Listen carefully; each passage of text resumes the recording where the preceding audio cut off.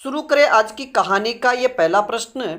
पटाक्षेप नहीं होगा कहानी के रचयिता कौन है? तो इसका सही उत्तर होगा हेतु भारद्वाज। यानी इसकी चर्चा तो हमने कहानी की शुरुआत में ही कर ली। लेकिन मित्रों, अब आप सभी से एक प्रश्न कि हेतु भारद्वाज का मूल नाम क्या है?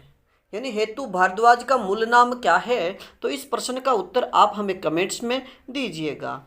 अगला प्रश्न, पटाक्षेप नहीं होगा किस प्रकार की कहानी है? कि पटाक्षेप नहीं होगा किस प्रकार की कहानी है? तो इसका सही उत्तर होगा यथार्थवादी कहानी। और मित्रों, इस कहानी में एक भी पात्र नहीं है। ये बात आप याद रखिएगा कि जो पटाक्षेप नहीं होगा कहानी में एक भी पात्र नहीं है, क्योंकि इसमें स्वयं लेखक ने लिखा है। यानी हेतु भारद्वाज ने कहानी की शुरुआत में लिखा है कि क्षमा करें, इस कहानी में एक भी पात्र नहीं है, क्योंकि यह एक गांव की कहानी है। तो इस कहानी के केंद्र में केवल एक गांव यानी जो रामनेर गांव है उसी को इसमें केंद्र बिंदु माना गया है। अब बात करें आज के अगले प्रश्न की।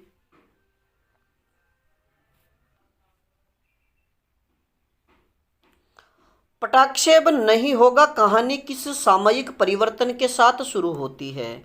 कि जो पटाक्षेप कहानी है यह किस सामयिक परिवर्तन के साथ शुरू होती है? तो इसका सही उत्तर होगा देश की आज़ादी के साथ। मित्रों, इस कहानी की शुरुआत देश की आज़ादी के साथ शुरू होती है।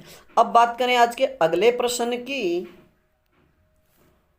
पटाक्षेप का क्या अर्थ है? यानी कहानी में जो पटाक्षेप शब्द है, तो इस पटाक्षेप शब्द का अर्थ क्या है? तो इसका सही उत्तर होगा नाटक में पर्दे का गिरना। यानी नाटक में पर्दे को गिरने को पटाक्षेप कहते हैं। लेकिन मित्रों, हमारे यहाँ पर कहानी का शीर्षक है पटाक्षेप नहीं होगा।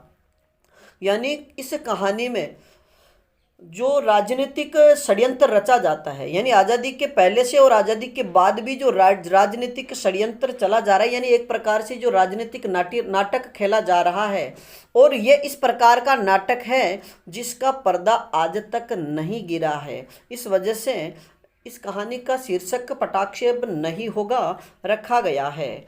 अब बात करें अगले प्रश्न की। पटाक्षेप नहीं होगा कहानी में कौन सा गांव केंद्र में है? तो इसका सही उत्तर होगा रामनेर गांव। अगला प्रश्न, आज़ादी के बाद जो बदलाव हुआ था उसमें स्कूल व डाक खाने के अलावा सबसे महत्वपूर्ण बदलाव क्या था? कि आज़ादी के बाद रामनेर गांव में केवल दो परिवर्तन सबसे प्रमुख देखे गए कि वहां पर एक तो स्कूल खोला गया, दूसरा वहां पर एक डाक खाने की भी व्यवस्था की गई। और मित्रों, याद रखिएगा कि इसके अलावा दूसरा सबसे महत्वपूर्ण बदलाव क्या था? तो किसानों का अपनी ज़मीन का मालिक बन जाना। यानी रामनेर गांव में सबसे बड़ी बदलाव का कारण यही था कि यहाँ के किसानों ने अपनी ज़मीन की लागत से 10 गुना 8 गुना जो भी लगान है वो दे करके स्वयं ज़मीन के मालिक बन गए थे। अब बात करें आज के अगले प्रश्न की कि पहली बार ग्राम पंचायत के चुनाव हुए तो गांव वालों ने क्या किया? कि पहली बार जब ग्राम पंचायत के चुनाव हुए तो गांव वालों ने क्या किया? तो इसका सही उत्तर होगा मुखिया ने एक सभा बुलाई। यानी आज़ादी के बाद जब ग्राम पंचायतों में वोटों के आधार पर या मतदान के आधार पर प्रधान का चुनाव किए जाने की घोषणा की गई, तो इसको लेकर के जो गांव के मुखिया थे उन्होंने सभी ग्रामवासियों को इकट्ठा किया और एक आम सभा बुलाई। और उनका ये बुलाने का कारण भी एक ही था कि यहाँ कुछ भी हो, यानी किसी भी प्रकार से गांव का मुखिया जो पीढ़ी दर पीढ़ी चलाया वंशानुगत बना रहे। अब बात करें आज के अगले प्रश्न की। जब गांव में पहली बार ग्राम पंचायत के चुनाव हेतु विजेता को कितने वोट मिले? यानी जब गांव में पहली बार ग्राम पंचायत के चुनाव हुए तो विजेता को कितने वोट मिले थे? तो इसका सही उत्तर होगा 100%, क्योंकि चुनाव निर्विरोध हुए थे। यानी गांव में जब पहली बार आज़ादी के बाद पहली बार चुनाव हुए तो इसमें जो विजेता था और विजेता को 100% वोट मिले थे, क्योंकि चुनाव निर्विरोध हुए थे। मित्रों, याद रखिएगा कि पहली बार जब गांव में मतदान हुए उस समय गांव का प्रधान कौन बना था? सर्वप्रथम गांव का प्रधान कौन बना? इस प्रश्न का उत्तर आप हमें कमेंट्स में दीजिएगा। अगला प्रश्न, रामनेर गांव में आजादी के बाद वोट का अधिकार मिलने पर सत्ता का पहला घिनौना नाटक किसने खेला था? कि रामनेर गांव में आजादी के बाद वोट मिलने का जो अधिकार है या सत्ता का जो पहला घिनौना नाटक किसने खेला था? तो इसका सही उत्तर होगा मुखिया केसरी सिंह ने। मित्रों याद रखिएगा कि इस कहानी में जो मुखिया है यानी जो गांव का मुखिया था, उसका नाम कहानी के शुरुआत में न दे करके कहानी के अंत में दिया हुआ है। तो इस बात को आप याद रखिएगा कि गांव में जो वृद्ध मुखिया थे, इसके बाद उनका बेटा राम सिंह वहां का प्रधान बनता है। फिर लगातार वो कई बार 2-3 बार प्रधान बनने के बाद फिर चौथी बार जो प्रधान बनता है, तो पहले केसरी सिंह मुखिया रहे, इसके बाद राम सिंह और फिर राम सिंह का बेटा नाहर सिंह। तो सबसे पहले जो घिनौना नाटक खेला था वो केसरी सिंह ने खेला था। अब बात करें आज के अगले प्रश्न की। जब मुखिया ने गांव में सभा बुलाकर प्रधान बनने के लिए पूछा तो किसने सलाह दी कि उसे प्रधान बनाना चाहिए, उसे ही प्रधान बनना चाहिए? कि जब मुखिया ने गांव में सभा बुला करके प्रधान बनने के विषय में पूछा तो किसने मुखिया को ही प्रधान बनने को कहा? तो इसका सही उत्तर होगा पंडित ने। अब बात करें आज के अगले प्रश्न की। मुखिया यानी जो गांव का ठाकुर है ने प्रधान न बनने के लिए कौन सा बहाना बनाया था? कि मुखिया ने प्रधान न बनने के लिए कौन सा बहाना बनाया? तो इसका सही उत्तर होगा बुढ़ापे का बहाना, जिससे कि उनकी जो सत्ता है वो निरंतर पीढ़ी दर पीढ़ी चलती रहे। क्योंकि वो पहले मुखिया रह चुके, इसके बाद में प्रधान मतदानों के आधार पर होगा, तो इसके बाद उसके बेटे को ये अधिकार मिल जाएगा। तो उन्होंने बुढ़ापे का बहाना बनाया था। अगला प्रश्न, रामनेर गांव के प्रथम चुनाव की चर्चा पंडित नेहरू तक पहुंचने का क्या कारण था? कि रामनेर गांव के जो प्रथम चुनाव हुए और उनकी चर्चा पंडित नेहरू तक पहुंचने का क्या कारण रहा? तो इसका सही उत्तर होगा चुनाव का निर्विरोध होना। अगला प्रश्न, रामनेर गांव वालों ने सर्वसम्मति से किसे प्रधान चुना था? रामनेर गांव वालों ने सर्वसम्मति से किसे प्रधान चुना था? तो इसका सही उत्तर होगा ठाकुर के बेटे राम सिंह को। अगला प्रश्न, रामनेर गांव में किस जाति की जनसंख्या सबसे अधिक थी? कि रामनेर गांव में किस जाति की जनसंख्या सबसे अधिक थी? तो इसका सही उत्तर होगा अनुसूचित जाति। और मित्रों अनुसूचित जाति में भी चमार जाति की जो जनसंख्या थी वो सबसे ज्यादा थी। अगला प्रश्न, पटाक्षेप नहीं होगा कहानी में चमार किस बात से अपरिचित थे? कि पटाक्षेप नहीं होगा कहानी में चमार किस बात से अपरिचित थे? तो इसका सही उत्तर होगा कि चमारों को जनसंख्या अधिक है, यदि सभी में एकता हो तो परंपरागत शोषण को तोड़ा जा सकता है। इस बात की सबसे बड़ी कमी थी, यानी इस बात से वो अपरिचित थे कि हमारा बहुमत सबसे ज़्यादा है और हम अगर मिलकर के जो पुरानी परंपरा चली आ रही है इसको हम तोड़ डालें। अब बात करें आज के अगले प्रश्न की। गांव में नवनिर्मित स्कूल का चार्ज राम सिंह यानी प्रधान ने किसे दिया?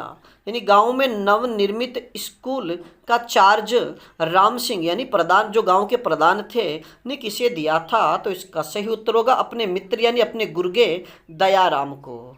और मित्रों याद रखिएगा कि यह यानी जो दयाराम था यानी उनका जो मित्र था ये स्कूल के साथ साथ डाक खाने का कार्य भी देखा करता था। इस बात को भी आप याद रखिएगा। अगला प्रश्न, रामनेर गांव में निरंकुश सत्ता को सर्वप्रथम चुनौती देने का साहस किसने किया था? कि रामनेर गांव में जो निरंकुश सत्ता थी उसको सर्वप्रथम चुनौती देने का साहस किसने किया? तो इसका सही उत्तर होगा महेंद्र और बलबीर ने। मित्रों याद रखिएगा कि ब्राह्मण समुदाय के दो युवकों ने यानी एक का नाम महेंद्र दूसरे का बलबीर था। और मित्रों इनके पिताजी ने भी शुरू से जो ठाकुर थे उनका विरोध किया था, वो कभी भी उनसे दबते नहीं थे। अब बात करें आज के अगले प्रश्न की। कहानी में किनके पिताजी स्वाभिमानी थे और मुखिया से दबते नहीं थे? तो इसका सही उत्तर होगा महेंद्र और बलबीर के पिताजी। अगला प्रश्न, महेंद्र और बलबीर दोनों भाई कहाँ काम करते थे? महेंद्र और बलबीर दोनों भाई कहाँ काम करते थे? तो इसका सही उत्तर होगा दिल्ली में। मित्रों याद रखिएगा कि महेंद्र के जो पिताजी थे वो ठाकुर से कभी भी, यानी गांव के जो मुखिया थे, इनसे कभी दबते नहीं थे और स्वाभिमानी थे। इस वजह से गांव के मुखिया ने उनकी हत्या करवा दी और हत्या करने के बाद महेंद्र और बलबीर के जो मामा जी थे उन्हें दिल्ली ले गए और वहीं ले जाकर के उन्हें काम लगवा दिया था। अब बात करें आज के अगले प्रश्न की। अगर चमारों को संगठित किया जाए तो मुखिया के आतंक से गांव को मुक्ति मिल सकती है, यह किसने सोचा था? यानी ऐसा किसने सोचा कि अगर चमारों को संगठित किया जाए तो मुखिया का आतंक से गांव को मुक्ति मिल सकती, ये किसने सोचा था? तो इसका सही उत्तर होगा महेंद्र और बलबीर ने। अगला प्रश्न, जब सारे चमार संगठित हो गए तो मुखिया ने क्या किया? कि जब सारे चमार संगठित हो गए तो मुखिया ने क्या किया? तो इसका सही उत्तर होगा चमारों में अदृश्य फूट पड़ गई। मित्रों याद रखिएगा कि जब सारे गांवों में चमार संगठित हो गए, यानी महेंद्र और बलबीर के कहने से सारे चमारों में एक जागृति की लहर दौड़ गई और फिर उन्होंने संगठित होकर के मुखिया के खिलाफ चुनाव लड़ने को जब तैयार हुए तो मुखिया ने सबसे पहले चमारों में अदृश्य फूट पैदा कर दी थी। अब बात करें आज के अगले प्रश्न की। तुम्हारे लिए तो ये आखिरी ही समझो, यह किसने वह किसको कहा?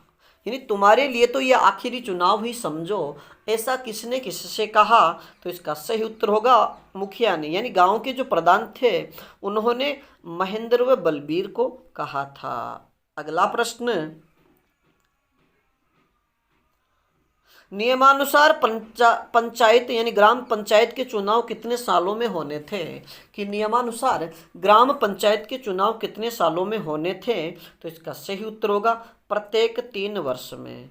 अगला प्रश्न, महेंद्र और बलबीर ने राम सिंह के विपक्ष में किसे चुनाव लड़ने के लिए खड़ा किया था? कि महेंद्र और बलबीर ने राम सिंह के विपक्ष में किसे चुनाव लड़ने के लिए तैयार किया या खड़ा किया? तो इसका सही उत्तर होगा फगना को, जो जाति से चमार थे। अगला प्रश्न, सूखा एवं बाढ़ जैसे बहानों से कितने साल तक चुनाव टलते रहे? यानी राम सिंह के प्रधान बनने के बाद में सूखे और बाढ़ जैसे बहानों से जो रामनेर गांव के जो पंचायत के चुनाव थे वो कितने साल तक टलते रहे? तो इसका सही उत्तर होगा 7 साल तक। अब बात करें आज के अगले प्रश्न की। महेंद्र और बलबीर तथा अन्य चमारों के नाम वोटर लिस्ट में क्यों नहीं थे? कि महेंद्र, बलबीर तथा अन्य चमारों के नाम वोटर लिस्ट में क्यों नहीं थे? तो इसका सही उत्तर होगा राम सिंह ने वोटर लिस्ट से नाम हटवा दिए थे। मित्रों याद रखिएगा कि रामनेर गांव को छोड़कर के कुछ लोग अपने व्यवसाय के लिए जो गांव छोड़कर चले जा चुके थे या गांव से बाहर रहा करते थे, उनमें एक तो महेंद्र और बलबीर तथा जो जितने भी चमार थे जो बाहर रहते थे उन सभी के नाम राम सिंह ने वोटर लिस्ट से हटवा दिए थे और जो ब्राह्मण जाति के और ठाकुर जाति के जो लोग थे उनके नाम यथावत रहे। अब बात करें आज के अगले प्रश्न की। चुनाव अधिकारी को राम सिंह ने चुनाव से पहले दावत पर क्यों बुलाया?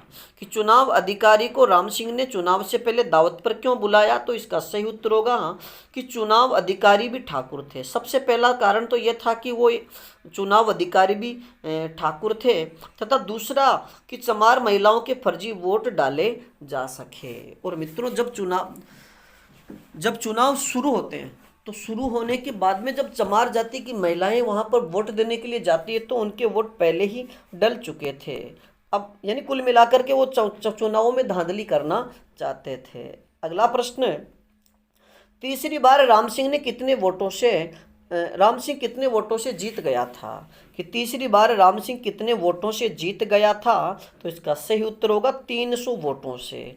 अगला प्रश्न, चौथी बार चुनाव में राम सिंह ने अपनी तरफ से किसे चुनाव लड़ने के लिए नामांकित किया था? चौथी बार चुनाव में राम सिंह ने अपनी तरफ से किसे चुनाव लड़ने के लिए नामांकित किया था? तो इसका सही उत्तर होगा लच्छीराम चमार को। मित्रों याद रखिएगा कि जब चौथी बार पंचायत के चुनाव होने वाले थे तो राम सिंह ने अपना अगला हथकंडा यह अपनाया कि चुनावों की जो चमारों की संख्या थी वो बहुत ज़्यादा थी, तो इसलिए उन्होंने चमारों में फूट डाल दी और अपने मित्र जो लच्छीराम था उसको चुनावों में खड़ा करने के लिए उसका नाम नामित तो कर दिया। अब बात करें आज के अगले प्रश्न की। चौथी बार चुनाव में चुनाव अधिकारी ने कितने उम्मीदवारों की सूची लगाई थी? तो इसका सही उत्तर होगा 3 उम्मीदवारों की। मित्रों याद रखिएगा कि जब चौथी बार चुनावों की जो सूची लगाई गई थी उसमें 3 उम्मीदवारों के नाम रखे गए जिसमें एक तो लच्छीराम, दूसरा इतवारी लाल और फिर थे राम सिंह, यानी जो गांव का प्रधान था राम सिंह, उसका बेटा नाहर सिंह का। अगला प्रश्न है, राम सिंह ने अपनी तरफ से लच्छीराम चमार को चुनाव में नामांकित करने के बाद भी अपने बेटे का भी चुनाव में फार्म क्यों भरवा दिया? तो इसका सही उत्तर होगा ताकि चमारों के 2 गुट हो जाए और मेरा बेटा जीत जाए। मित्रों याद रखिएगा कि राम सिंह ने सबसे बड़ी चाल यही चली थी कि लच्छीराम को खड़ा करने के बाद जो चमारों के वोट हैं वो 2 गुटों में बट जाएंगे और 2 गुटों में इनके मत बटने के कारण जो मेरा बेटा नाहर सिंह है वो आसानी से चुनाव जीत जाएगा। अगला प्रश्न, राम सिंह का बेटा नाहर सिंह कैसे जीत गया था? यानी राम सिंह का बेटा नाहर सिंह कैसे जीत गया था? तो इसका सही उत्तर होगा चमारों के 2 गुट हो जाने से वोटों का बट जाना। अब बात करें आज के अगले प्रश्न की। जब तक इस नाटक का पटाक्षेप नहीं होगा समाज नहीं बदलेगा। लेखक ने ये किस नाटक के बारे में कहा है? यानी कहानी के अंत में लेखक ने कहा कि जब तक इस नाटक का पटाक्षेप नहीं होगा समाज नहीं बदलेगा। तो लेखक ने यहाँ किस नाटक की ओर संकेत किया है? तो इसका सही उत्तर होगा सामंतशाही का वर्चस्व और गरीबों का अशिक्षित होना। तो मित्रों उजाले के मुसाहिब कहानी के रचयिता कौन हैं? तो इसका सही उत्तर होगा विजयदान देथा। और मित्रों याद रखिएगा कि विजयदान देथा को हिंदी साहित्य संसार में बीजी के नाम से जाना जाता है और उन्होंने यह कहानी 1998 में लिखी थी। तो आप इस कहानी का जो लेखन समय है वो भी याद रखिएगा। अब बात करें आज के अगले प्रश्न की। उजाले के मुसाहिब कहानी में मुसाहिब का क्या अर्थ है? कि उजाले के मुसाहिब कहानी में मुसाहिब शब्द के क्या अर्थ है? तो इसका सही उत्तर होगा सहायक व्यक्ति या परामर्शदाता। यानी उजाले के मुसाहिब कहानी में जो राजा का परामर्शदाता होता है उसी को मुसाहिब कहा गया है। अगला प्रश्न, उजाले के मुसाहिब कहानी का प्रतिपाद्य विषय क्या है? उजाले के मुसाहिब कहानी का प्रतिपाद्य विषय क्या है? तो मित्रों ये कहानी किसी एक विषय पर न होकर के जितने भी जब हमारे देश की जो राजनीतिक व्यवस्था है और उससे संबंधित जो राजा है उसकी अंधभक्ति यानी उसी से संबंधित जितने भी प्रमुख विषय हैं उन सभी को मैंने यहाँ लिखा है। तो सबसे पहले बात करें सामंतशाही सोच का विवरण। दूसरे विषय की बात करें तो सामाजिक व्यवस्था पर व्यंग्य किया गया है। तीसरा इसका जो विषय है राजनीतिक व्यवस्था पर इसमें व्यंग्य किया गया है। और अगले विषय की बात करें तो झूठे सम्मान की प्रतिस्पर्धा। अगला इसका विषय शासन की अज्ञानता का चित्रण और अंतिम जो इसका विषय है वो चाटुकारिता की प्रवृत्ति। तो मित्रों ये कहानी इन सभी विषयों पर आधारित है। यानी इन सभी विषयों का इस कहानी में बड़े ही मनोहर तरीके से चित्रण किया गया है। अब बात करें आज के अगले प्रश्न की। उजाले के मुसाहिब कहानी का संवाद किसके माध्यम से है? उजाले के मुसाहिब जो कहानी है इसमें जो संवाद है वो किसके माध्यम से बताया गया है? तो इसका सही उत्तर होगा चकवा और चकवी के माध्यम से। और मित्रों याद रखिएगा कि इस कहानी में एक भी पात्र का नाम नहीं है। यानी ये जो कहानी है इसमें किसी भी पात्र का नाम नहीं दिया गया है, जबकि ये कहानी एक चकवा और चकवी के माध्यम से कही गई है। अगला प्रश्न, उजाले के मुसाहिब कहानी को कौन सुनाता है? तो इसका सही उत्तर होगा चकवा। अगला प्रश्न, उजाले के मुसाहिब कहानी में नरक की अमिट कालिमा को किसके सम्मान बताया गया है? कि उजाले के मुसाहिब कहानी में जो नरक की कालिमा अमिट कालिमा है उसे किसके सम्मान बताया गया है, या नरक की कालिमा किसे कहा गया है? तो इसका सही उत्तर होगा अंधेरे को। अगला प्रश्न, इस कहानी में स्वर्ग का प्रत्यक्ष रूप किसे कहा गया है? तो इसका सही उत्तर होगा उजाले को। अगला प्रश्न, उजाले के मुसाहिब कहानी में बुद्धि का सागर किसे कहा गया है? तो इसका सही उत्तर होगा राजा को। अगला प्रश्न, पर बीती में परमानंद सुनते ही कट जाए फंद, पर बीते में परमानंद सुनते ही कट जाए फंद, यह कथन किसका है? तो इसका सही उत्तर होगा चकवी का। अगला प्रश्न, राजा के दरबार में चुने हुए कितने रत्न पुरुष थे? कि राजा के दरबार में कितने चुने हुए रत्न पुरुष थे? तो इसका सही उत्तर होगा 9 रत्न पुरुष, यानी राजा के दरबार में कुल 9 रत्न थे। अगला प्रश्न, राजा के दरबार में कौन आया था? तो इसका सही उत्तर होगा एक तीर्थंकर। अगला प्रश्न, कुदरत का सांप्रत सृजनहार किसे कहा गया है? यानी उजाले के मुसाहिब कहानी में कुदरत का सांप्रत सृजनहार किसे कहा गया है? तो इसका सही उत्तर होगा तीर्थंकर को। अगला प्रश्न, राजा तीर्थंकर ने राजा को क्या आदेश दिया था? तीर्थंकर ने राजा को क्या आदेश दिया था? तो इसका सही उत्तर होगा तुम्हें काले बहरे अंधेरे को मिटाना होगा।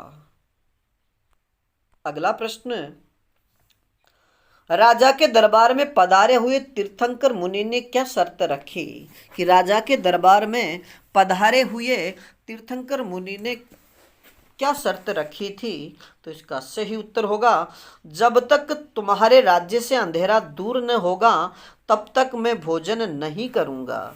कि राजा के दरबार में पधारे हुए तीर्थंकर मुनि ने राजा से कहा कि जब तक तुम्हारे राज्य से अंधेरा दूर नहीं होगा तब तक मैं तुम्हारे राज्य में भोजन नहीं करूंगा। अगला प्रश्न,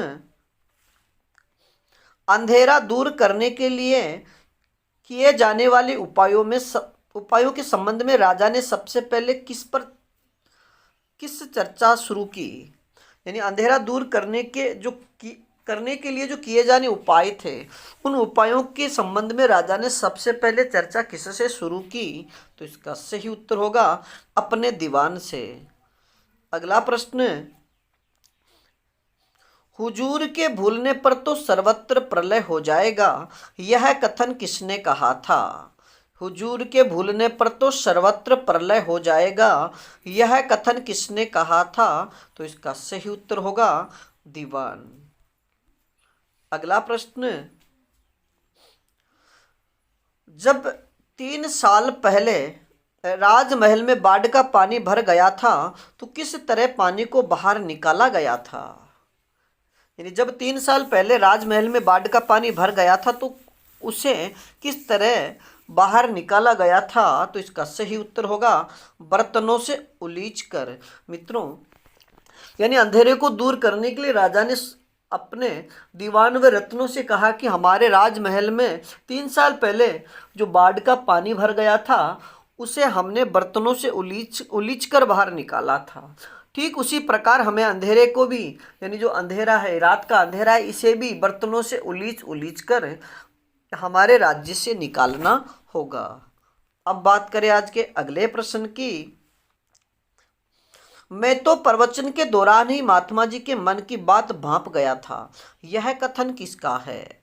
कि मैं तो प्रवचन के दौरान ही महात्मा जी के मन की बात भांप गया था, यह कथन किसका है? तो इसका सही उत्तर होगा राजा साहब का।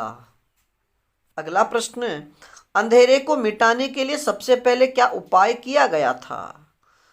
यानी राजा ने अपने राज्य में अंधेरा मिटाने के लिए सबसे पहला उपाय कौन सा करवाया? तो इसका सही उत्तर होगा अंधेरे को बर्तनों से बाहर उलीचना। और मित्रों याद रखिएगा, यह जो कार्य है यानी अंधेरे को उलीचने का कार्य अमावस के दिन किया गया था। तो आप इस प्रश्न को भी याद रखिएगा कि राजा के द्वारा अंधेरे को उलीचने का कार्य किस तिथि को या किस दिन किया गया? तो इसका उत्तर होगा अमावस के दिन। अगला प्रश्न, अंधेरे को उलीचने के संबंध में किसने शंका प्रकट की? कि अंधेरे को उलीचने के संबंध में किसने शंका प्रकट की? तो इसका सही उत्तर होगा एक रत्न ने। अगला प्रश्न, राजा ने जनता को किस काम के लिए चेतावनी दी थी कि यदि इस काम में देरी हुई तो उसकी आंतें चील कौओं को फिकवा दूंगा? तो इसका सही उत्तर होगा अंधेरे को न उलीचने पर। यानी राजा ने अंधेरे को न उलीचने वालों के संबंध में कहा था कि अगर इस कार्य में देरी हुई तो उनकी आंतें में चील कौओं को फिकवा दूंगा। अगला प्रश्न, राजा साहब ने जनता को किस बर्तन से अंधेरे को उलीचने के लिए कहा? कि राजा साहब ने जनता को किस बर्तन से अंधेरे को उलीचने के लिए कहा? तो इसका सही उत्तर होगा घर में जो भी बासन यानी बर्तन हो उसी से। अगला प्रश्न, देखते ही देखते अंधेरा तो बिल्कुल समाप्त हो गया क्योंकि? यानी सारे रात भर जनता के द्वारा अंधेरा उलीचने पर देखते ही देखते अंधेरा तो बिल्कुल समाप्त हो गया क्योंकि? तो इसका सही उत्तर होगा सवेरा हो चुका था। अगला प्रश्न, जब राजा साहब ने सभी दरबारियों से पूछा कि आज वाले प्रकाश व पहले वाले प्रकाश में क्या अंतर है, तब दरबारियों ने क्या जवाब दिया?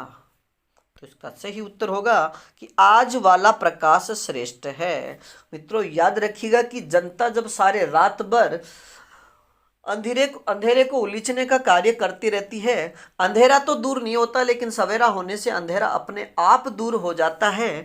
और जब राजा उस हटे हुए अंधेरे को देखकर अपनी प्रजा से पूछते हैं या अपने दीवानों से या अपने व्यक्तियों से पूछते हैं कि आज वाले प्रकाश में और पहले वाले प्रकाश में क्या अंतर है, तो दरबारियों ने कहा कि आज वाला प्रकाश पहले वाले प्रकाश से श्रेष्ठ है। अगला प्रश्न, गुमशुदा गाय भी एक बार तो पुराने खूंटे पर लौट ही आती है, यह कथन किसका है? तो इसका सही उत्तर होगा राजा साहब का। मित्रों याद रखिएगा कि प्रातः सवेरा होते अंधेरा अपने आप दूर हो गया और जैसे ही सूर्यास्त हुआ तो अंधेरा फिर से शुरू हो गया, यानी अंधेरा फिर से आ गया। इस संबंध में राजा ने कहा कि गुमशुदा गाय भी तो एक बार अपने पुराने खूंटे पर लौट ही आती है। अगला प्रश्न, अंधेरे को दूर करने के लिए दूसरी बार क्या उपाय किया गया? यानी अंधेरे को दूर करने के लिए दूसरी बार कौन सा उपाय किया गया? तो इसका सही उत्तर होगा कलई लेकर अंधेरे को पोतने का। और मित्रों याद रखिएगा कि अंधेरे को पोतने का जो कार्य है, यह कार्य कृष्ण पक्ष की पंचमी को किया गया था। अगला प्रश्न, दुनिया में एक भी ऐसा प्राणी है जो तुम्हारी बात को ध्यान से न सुने, यह किसने कहा था? कि दुनिया में एक भी ऐसा प्राणी है जो तुम्हारी बात को ध्यान से न सुने, यह किसने कहा था? तो इसका सही उत्तर होगा चकवी ने। अगला प्रश्न, राज्य में उजाला करने के लिए तीसरी बार क्या उपाय किया गया था? राज्य में तीसरी बार उजाला करने के लिए या अंधेरे को मिटाने के लिए कौन सा उपाय किया गया? तो इसका सही उत्तर होगा मसाले जलाकर। और मित्रों याद रखिएगा कि मसाले जलाकर अंधेरे को दूर करने का जो कार्य है, ये शुक्ल पक्ष की चतुर्दशी को किया गया था। अगला प्रश्न, राज्य में उजाला करने के लिए चौथी बार कौन सा उपाय किया गया? कि राज्य में उजाला करने के लिए चौथी बार कौन सा उपाय किया गया? तो इसका सही उत्तर होगा सूरज की किरणों को बांधकर। यानी राजा ने कहा कि हमें सूर्य की किरणों को बांध देना चाहिए, जिससे सूर्य अस्त नहीं होगा और फिर हमारे राज्य में चारों तरफ उजाला ही उजाला रहेगा, अंधेरे का नामो निशान नहीं रहेगा। अगला प्रश्न, जब चौथी बार प्रयास के भी अंधेरे को नहीं हटाया जा सका तो राजा ने क्या किया?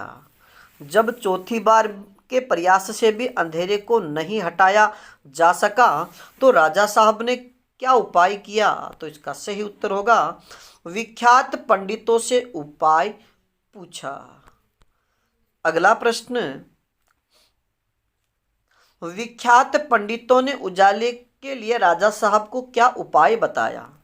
यानी राजा की बात सुनकर के पंडितों ने भी सोचा कि ये राजा महामूर्ख है और जैन तीर्थंकर ने अपने हृदय का जो अंधकार है, हमारे मन की जो अंधेरा था, उसको मिटाने के लिए कहा था, जबकि राजा ने सोचा हमारे राज्य के अंदर जो हर दिन अंधेरा छा जाता है उसको मिटाने के लिए ये कह रहे हैं।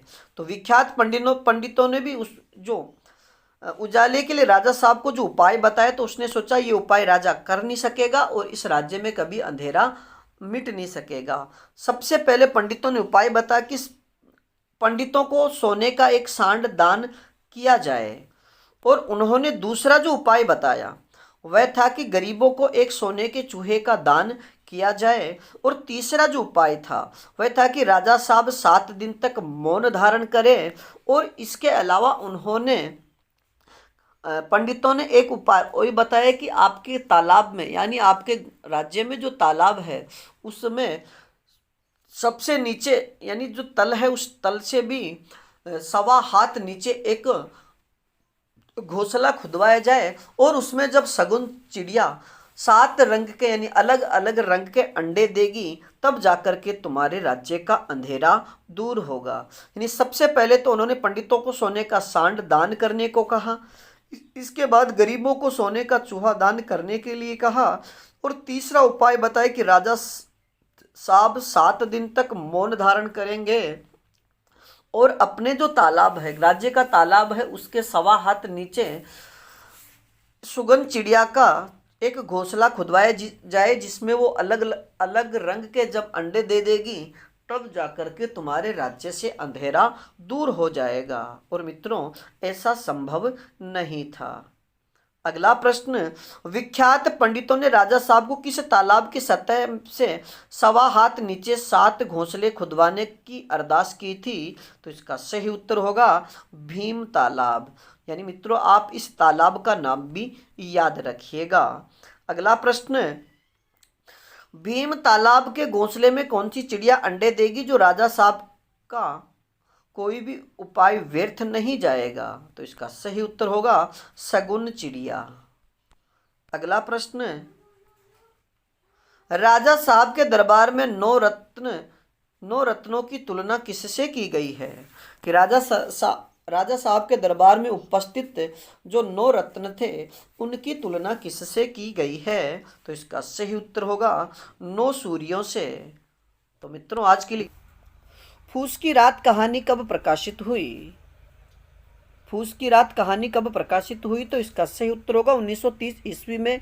और कौन सी पत्रिका की बात, अगर यह कौन सी पत्रिका में प्रकाशित हुई, तो माधुरी पत्रिका में। यानी फूस की रात कहानी 1930 ईस्वी में माधुरी पत्रिका में प्रकाशित हुई थी। और मित्रों, यह कहानी यानी बाद में मानसरोवर भाग यानी मुंशी प्रेमचंद की कहानियों को 8 भागों में, मानसरोवर के 8 भागों में संकलित किया गया है। तो यह जो मानसरोवर भाग प्रथम है उसमें फिर संकलित की गई। अगला प्रश्न,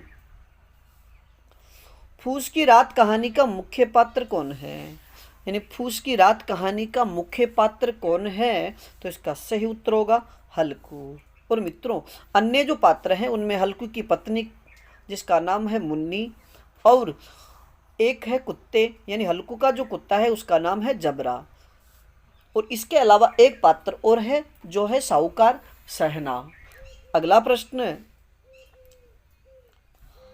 हल्कू से पैसे मांगने आए साहूकार का नाम क्या था? कि हल्कू से पैसे मांगने आए मालिक या साहूकार का नाम क्या था? तो इसका सही उत्तर होगा सहना। अगला प्रश्न, फूस की रात शीर्षक कहानी में फूस का क्या अर्थ है? तो इसका सही उत्तर होगा पौष का महीना। यानी फूस की रात शीर्षक कहानी में फूस का क्या अर्थ है? तो इसका सही उत्तर होगा पौष का महीना। और मित्रों, बात करें इसी से जुड़े एक महत्वपूर्ण तथ्य कि फूस की एक और रात, यानी ये तो है फूस की रात और दूसरी है पूस की एक और रात कहानी के लेखक राम सहाय मीणा है। तो पूस की रात के मुंशी प्रेमचंद और पूस की एक और रात के लेखक है राम सहाय मीणा। ये बात भी आप याद रखिएगा। अगला प्रश्न, हल्कू ने सर्दी से बचाव हेतु कंबल खरीदने के लिए कितने रुपए बचा लिए थे? कि हल्कू ने सर्दी के बचाव हेतु कंबल खरीदने के लिए कितने रुपए बचा लिए थे? तो इसका सही उत्तर होगा 2 रुपए। अगला प्रश्न, जब सेना पैसे लेने आता है तब मुन्नी क्या कर रही थी? कि जब सेना हल्कू के घर पर पैसे लेने के लिए आता है तब हल्कू की पत्नी मुन्नी क्या कर रही थी? तो इसका सही उत्तर होगा झाड़ू लगा रही थी। अगला प्रश्न, किसी तरह गला तो छूटे, हल्कू ने यहाँ किससे पीछा छुड़ाने की बात कही है? यानी जब सेना हल्कू के घर पर पैसे मांगने के लिए जाता है तो उस समय जो झाड़ू लगा रही थी, तो सेना पहले जब हल्कू अपनी पत्नी से कहता है कि सेना आया है पैसे लेने के लिए, तो पहले मुन्नी मना कर देती है और बार बार वो मनुहार करता है, तब भी वह नहीं मानती। तो वो अपनी पत्नी मुन्नी से कहता है कि किसी तरह गला तो छूटे। तो हल्कू ने यहाँ किसी से पीछा छुड़ाने की बात कही है, तो इसका सही उत्तर होगा शहना से। अगला प्रश्न, मुन्नी ने हल्कू से रुपए नहीं देने के लिए सेना से क्या कहने को बोला? यानी मुन्नी से जब हल्कू ने पैसे मांगे तो मुन्नी ने क्या कहा कि जाकर के सेना को यह कह दो? तो इसका सही उत्तर होगा अब की बार पसल पर दे देंगे। यानी मुन्नी ने कहा कि सेना से जाकर के कह दो कि आपके जो पैसे हैं वो अब की बार पसल पर दे देंगे। अगला प्रश्न, हल्कू एक क्षण अनिश्चित दशा में खड़ा रहा, क्या कारण था? यानी हल्कू एक क्षण के लिए अनिश्चित दशा में खड़ा रहा, इसका क्या कारण था? तो इसका सही उत्तर होगा कंबल खरीदने के लिए बचाए रुपए अब सेना को देने पड़ेंगे, इसलिए यह सोच करके वह अनिश्चित सा हो गया। अगला प्रश्न, यह सोचता हुआ वह अपना भारी भरकम डील लिए हुए, यानी जोश के नाम, जो मित्रों यहाँ पर यह जो उसके नाम को झूठा सिद्ध करता है। यानी यह सोचता हुआ वह अपना भारी भरकम, वैसे उसका नाम हल्कू है लेकिन शरीर से वो हट्टा कट्टा है, और जो उसका नाम है हल्कू ये उसको झूठा सिद्ध करता है। यहाँ लेखक ने ऐसा क्यों कहा है? क्योंकि उसका नाम तो हल्कू था लेकिन सेना के अत्याचारों और कंबल न खरीदने के सपने मर जाने से उसे गहरा दुख हो आया था, इसलिए लेखक ने ऐसा कहा है।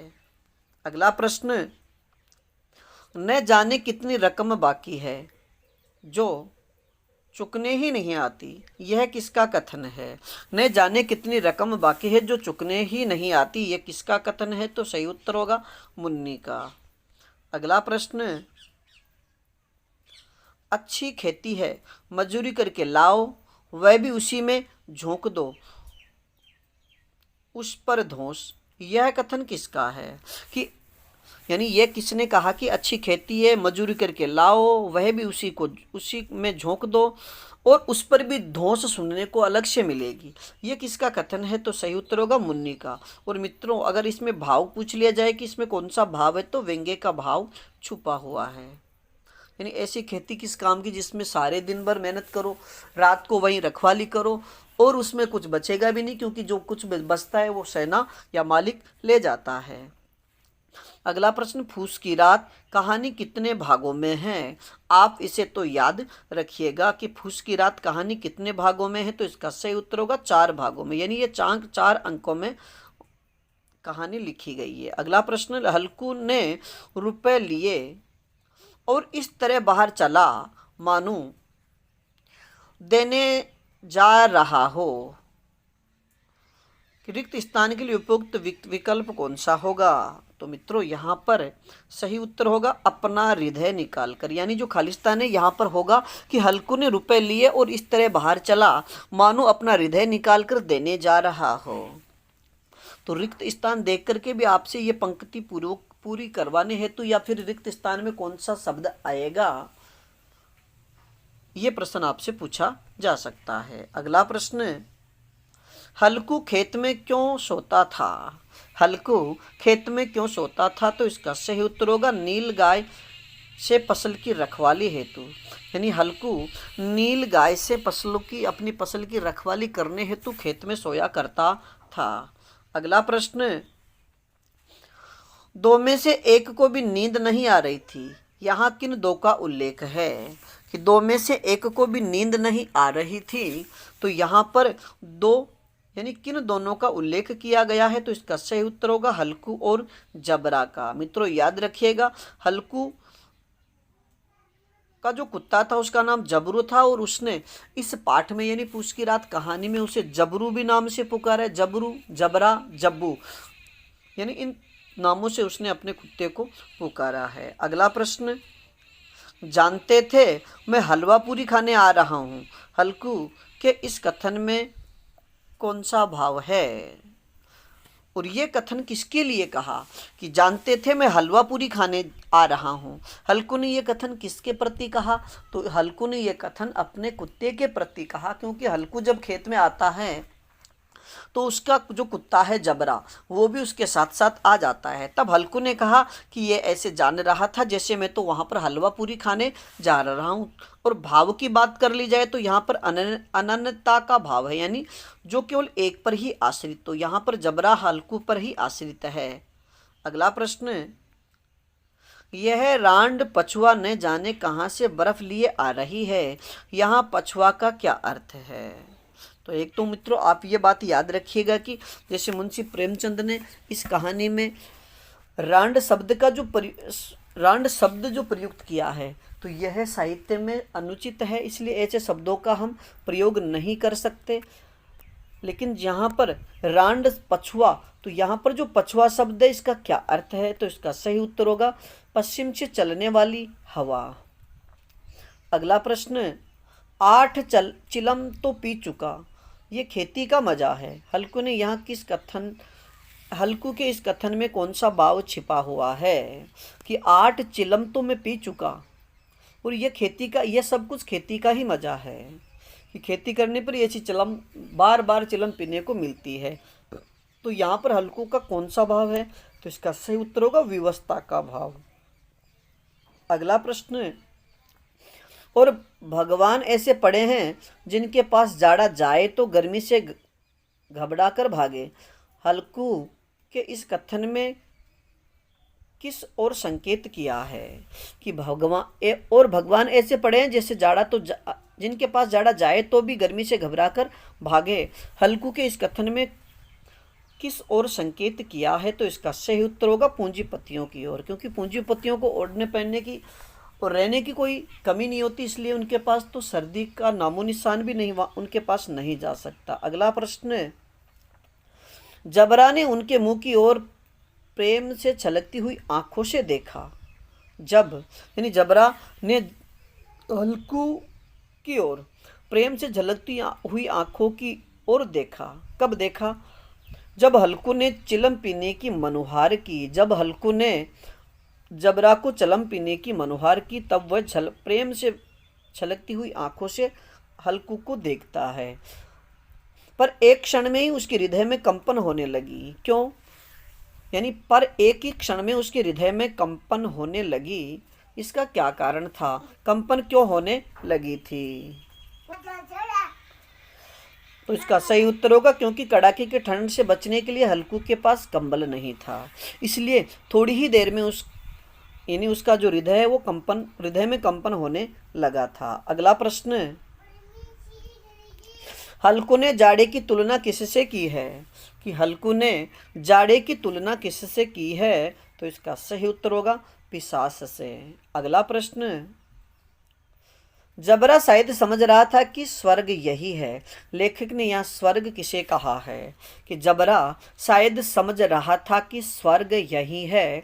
लेखक ने यहाँ स्वर्ग किसे कहा है? तो इसका सही उत्तर होगा हल्कू की गोद को। यानी जब हल्कू को ज़्यादा ठंड लग रही थी तो उसने, और बार बार कुत्ता भी कोई कोई की आवाज़ कर रहा था, तो हल्कू उसे अपनी गोद में सुलाता है, जिससे दो व्यक्तियों के एक साथ सोने से गर्म यानी गर्माहट महसूस हो सके। लेकिन हल्कू ने उसे जब गोद में लिया तो जबरा इस प्रकार समझ रहा था कि शायद स्वर्ग तो यही है, क्योंकि वहाँ हल्कू की गोद में सोने पर उसे गर्माहट महसूस होने लगी थी। अगला प्रश्न, इस अनोखी मैत्री ने जैसे आत्मा के सब द्वार खोल दिए थे और उनका एक एक अणु प्रकाश से चमक रहा था। यह कथन किसके लिए आया है? तो इसका सही उत्तर होगा हल्कू और जबरा के लिए। अगला प्रश्न, कर्तव्य उसके हृदय में अरमान की भांति उछल रहा था। क्यों? यानी कर्तव्य उसके हृदय में अरमान की भांति उछल रहा था, इसका क्या कारण था और किसके हृदय में यह अरमान की भांति चमक रहा था या उछल रहा था? तो इसका सही उत्तर होगा जबरे के, क्योंकि जबरा कुत्ता अपने मालिक को नील गायों से आगाह कर रहा था। यानी इतनी ठंड पड़ रही थी कि जो हल्कू था वह उठ करके वहाँ जाना नहीं चाहता था। जबरा कुत्ता बार बार भौंक करके मालिक को ये जता रहा था कि हमारे खेत में नील गाय आ चुकी है। तो उसने अपना कर्तव्य पूरा निभाया। अगला प्रश्न, हल्कू जब ठंड से सो नहीं पाया तो जाग गया, तब उसने पहर से अधिक रात होने का अंदाजा कैसे लगाया? यानी हल्कू पहले जब सोने की कोशिश करता है लेकिन उसे नींद नहीं आती क्योंकि उसे ठंड लग रही थी, और जब वह उठता है तो उसने अंदाज़ा लगाया कि पहर से अधिक रात होने का अंदाज़ा लगा लिया कि अभी तो पहर से भी अधिक रात बाकी है। तो इसका कारण क्या, यानी उसने ये अंदाज़ा कैसे लगाया? तो इसका सही उत्तर होगा आकाश में सप्त ऋषि आधे भी नहीं चढ़े थे, इसलिए। अगला प्रश्न, हल्कू के खेत के पास किसका बाग था? हल्कू के खेत के पास किसका बाग था? तो इसका सही उत्तर होगा आमों का बाग था। अगला प्रश्न, एकाएक एक झोंका खालिस्तान के फूलों की खुशबू के लिए आया, रिक्त स्थान के लिए उपयुक्त विकल्प कौन सा होगा? मित्रों, यहाँ पर 4 विकल्प आपसे देकर के पूछेंगे कि एकाएक हवा, एकाएक एक झोंका। अब यहाँ पर किसके फूल, जैसे गेंदा का फूल दे दे, चमेली का फूल दे दे, केवड़ा का फूल दे दे और मेहंदी का फूल दे दे, तो फिर सही उत्तर होगा मेहंदी के फूलों का। अगला प्रश्न, कातर नेत्रों से देखना मुहावरे का क्या अर्थ होगा? तो इसका सही उत्तर होगा भय के भाव से नजर बचाकर देखना। अगला प्रश्न, जब जबरा कुत्ता रात को जोर जोर से क्यों भौंक रहा था? जबरा कुत्ता रात को जोर जोर से क्यों भौंक रहा था? तो इसका सही उत्तर होगा खेत में जानवरों के घुसने के कारण। अगला प्रश्न, उसे अपनी जगह से हिलना जहर लग रहा था। मित्रों, यहाँ पर हिला लिख गया है तो आप उसे हिलना पढ़े कि उसे अपनी जगह से हिलना जहर लग रहा था। तो यहाँ पर किसे अपनी जगह से हिलना जहर लग रहा था? तो इसका सही उत्तर होगा हल्कू को। क्यों? क्योंकि उस रात ठंड अधिक थी। अगला प्रश्न, हल्कू को खेत में सोते समय अपनी जगह से हिलना जहर क्यों लग रहा था? तो इसका सही उत्तर होगा ठंड की वजह से। अगला प्रश्न, तुम यहाँ आकर रम गए और उधर सारा खेत चौपट हो गया, यह किसने किससे कहा था? कि तुम यहाँ आकर रम गए और उधर सारा खेत चौपट हो गया, यह किसने कहा था? तो इसका सही उत्तर होगा मुन्नी ने हल्कू से।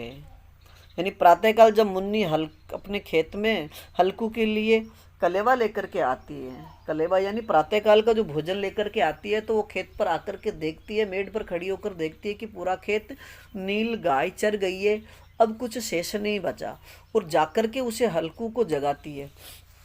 क्योंकि सारी रात भर ठंड में कांपने की वजह से जैसे ही प्रातःकाल सूर्य की धूप निकलती है तो हल्कू को गहरी नींद आ जाती है, और जाकर के मुन्नी जब जगाती है तो और कहती है कि तुम तो यहाँ आकर के रम गए और उधर सारा खेत चौपट हो गया। अगला प्रश्न, जब सारा खेत नीलगाय ने चर लिया तो हल्कू ने क्या बहाना बनाया? तो इसका सही उत्तर होगा पेट दर्द होने का।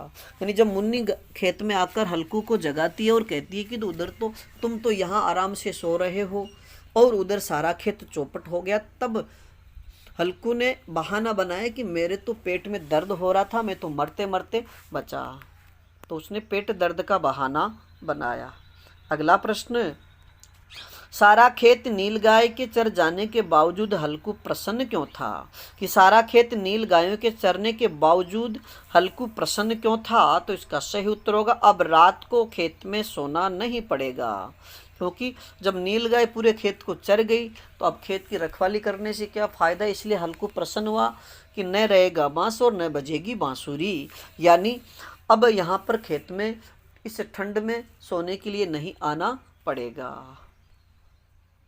तो मित्रों आज के लिए इतना ही। बाकी फिर मिलेंगे एक नए टॉपिक के साथ। तब तक आप अपने अध्ययन में जुटे रहिएगा और अपनी पाठशाला बाय BN सर चैनल पर नए हो तो हमारे चैनल को लाइक, सब्सक्राइब और अपने मित्रों तक शेयर जरूर कीजिएगा। धन्यवाद।